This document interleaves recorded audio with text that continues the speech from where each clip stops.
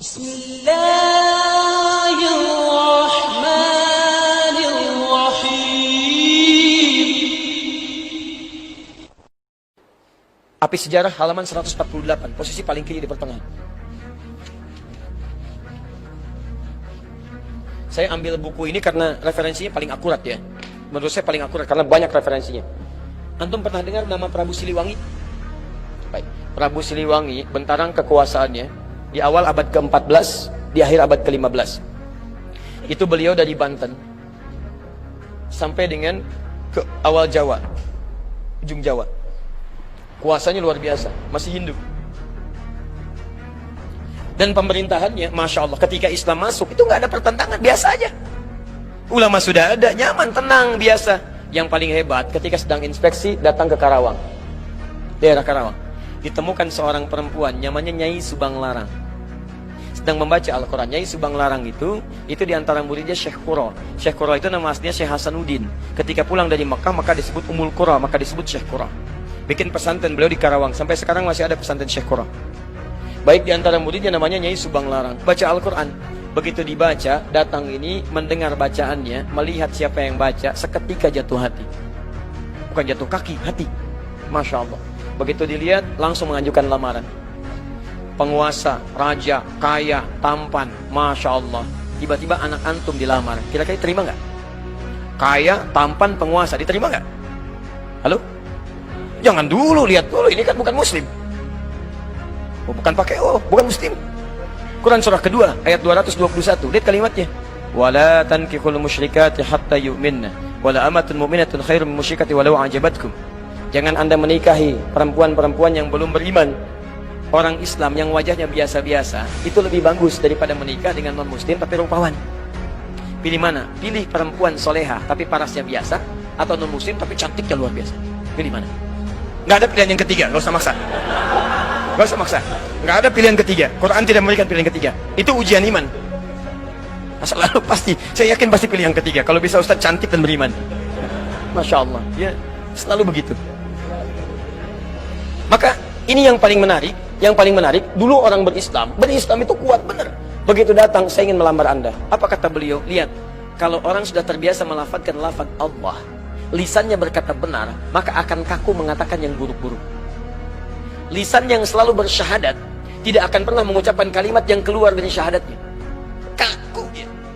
Lisan yang selalu berkata benar, katanya baik, akan kesulitan mencari kosakata yang kotor. Antum kalau terbiasa berkata yang baik-baik, akan berkata yang kotor itu gak akan bisa, Pak. Nyari kosakatanya susah. Sama dengan lisan yang selalu bersyahadat 9 kali dalam sehari. 9 kali paling minimal. Subuh sekali, duhur 2 kali, asar 2 kali, maghrib 2 kali, isya 2 kali. Asyhadu an la ilaha illallah, asyhadu anna Muhammadar Rasulullah. Lisan orang bersyahadat mustahil bisa mengungkapkan dengan lisannya kalimat-kalimat yang mengurangi nilai syahadat. Masuk Islam dulu katanya Subang Larang. Masuk Islam dulu baru saya ikuti. Dengan nggak ada apa-apa. Padahal di hadapannya seorang pengusaha, penguasa tampan, punya kekuasaan, tapi kalimat itu kalau sudah lekat dengan Allah nggak ada nilainya yang lain. Allah. Maka apa yang dikatakan dari sini? Begitu keluar, ya saya masuk Islam. Tidak ada yang duga. Tidak ada yang duga. Masuk Islam, menikah dengan Nyai Subang Larang. Lahirlah kemudian 3 anak utama. Anak pertamanya disebut dengan Walang Sungsang. Ya, mungkin lahirnya agak sedikit bermasalah ya. 1423. Yang kedua, lahir Rara Santang. Lahir tahun 1426. Yang ketiga Raja Sengara. Begitu lahir melotot tuh ya. 1427. Raja Sengara. Baik, yang paling menarik semuanya masuk Islam, jelas. Walang Sungsang berubah nama jadi Abdullah Iman. Abdullah Iman. Masya Allah. Perhatikan, ini begitu Islam masuk membawa pedoman kebaikan, jadi baik. Dengan Hindu gak ada masalah, dengan Buddha gak ada masalah. Tiba-tiba masuk Islam dan berubah jadi kebaikan. Tiba-tiba apa yang terjadi? Ini yang mau saya tunjukkan. Ini berubah jadi Abdullah Iman. Kemudian ini Rara Santang berubah jadi Syarifah Mudaim. Syarifah Mudaim. Pergilah haji. Saat pergi haji itu, tiba-tiba setelah selesai mau kembali, datanglah seorang laki-laki yang melihat Syarifah Mudaim, kemudian jatuh hati, minta kepada kakaknya Abdullah Iman untuk melamarnya.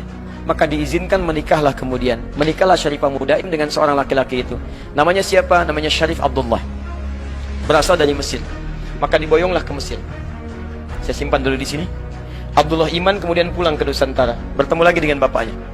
Setelah pulang, Prabu Siliwangi punya gelar pemenang rasa, namanya menang rasa, ditugaskanlah kemudian untuk membimbing daerah. Lihat, mulai membimbing sekarang. Daerah yang sangat kumuh, saking kumuhnya disebut dengan lemah wungkuk. Lemah wungkuk. Lemah wungkuk. Masya Allah. Di sini ada campuran-campuran etnis, dari ada Arabnya, ada Cinanya, ada kemudian orang lokalnya, dan nggak ada masalah. Begitu orang Islam datang, ditata jadi bagus. Oh, mereka campuran. Dalam bahasa lokal disebut dengan caruban. Caruban yang bercampur. Pekerjaan utamanya ngambil udang. Yang ambil udang kecil, dibikin kemudian terasi. Pakai air rebon. Jadi rebon, air rebon. Orang bilang sana Cirebon. Jadi Cirebon. Orangnya caruban, tempatnya berubah dari Cirebon. Ditata dengan baik, jadi makmur, jadi bagus, berhasil di situ. Begitu nilai keislaman dilakukan, haji pulang dari sana, berubah lemah wungkuk yang kotor jadi Cirebon. Etnis yang bercampur, punya kemudian tata usaha yang baik. Caruban aslinya kemudian menyebar sampai ke wilayah Lasem. Antum kalau nanti dari Semarang belok ke Demak, Demak ke Kudus, Kudus ke Pati, Pati ke Rembang, ke Lasem. Lasem ini Masjid Agung, sekitar nggak terlalu jauh lah ya, 200 meter lah dari Masjid Agung sebelumnya. Ada sebelah kiri arah pantai namanya Caruban. Sampai sekarang Caruban. Ya, karena ada etnis di situ, termasuk Cina pertama datangnya lewat sana. Karena itu disebut dengan Caruban. Ini lemah wungkuk jadi Cirebon. Yang ini pulang ke Nusantara setelah 20 tahun, bawa anak. Anaknya bernama Syarif Hidayatullah. Maka ketika pulang kemudian diberikan wilayah di Gunung Jati, maka dikenal dengan Sunan Gunung Jati. Teman-teman sekalian, ternyata disinilah menyebar Islam. Syarif Abdullah ini ternyata anak seorang ulama yang juga berdakwah di Nusantara. Lihat madrasah Nabi, melahirkan seseorang, datang ke Baros, menyebar. Dari Baros punya keturunan, menyebar lagi. Dakwah. Dari situ muncul kemudian peradaban, kehebatan, kemajuan. Apa yang terjadi di antara saudaranya ini? Syarif Abdullah punya anak namanya Syarif Hidayatullah, menguasai Gunung Jati. Syarif Abdullah ternyata adiknya dari seseorang yang bernama Maulana Ishaq. Maulana Ishaq itu, siapa dia? Itu adalah anaknya Ahmad Jumadil Kubra. Dari Maulana Ishaq itulah kemudian melahirkan Kiai Haji Ahmad Dahlan. Yuk saya turunkan. Kiai Haji Ahmad Dahlan nama asalnya Muhammad Darwish. Dan beliau belajar dengan saudaranya Muhammad Hasim bin Ash'ari, ya. Kemudian pertama kali belajar dengan Kiai Haji Saleh Darat di Semarang, kemudian berangkat ke Mekah, belajar dengan Kiai Ahmad Khatib Al-Minangkabawi, dengan Syekh At-Tarmasi belajar di sana, kembali lagi, kemudian Muhammad Darwis berubah jadi Kiai Haji Ahmad Dahlan, bin Kiai Haji Abu Bakar, ya kan? Bin Kiai Ilyas, bin Kiai Sulaiman, bin Kiai Murtado, bin Demang Jurang Juru Kapindo, bin Demang Jurang Juru Sapisan, bin Kiai Gerbek, bin Maulana Ishaq. Sama persis dengan beliau mendirikan Muhammadiyah kemudian tanggal 18 November 1912. Sama persis dengan nasabnya Kiai Haji Muhammad Hashim bin Ash'ari yang mendirikan Nahdlatul Ulama tanggal 31 Januari 1926.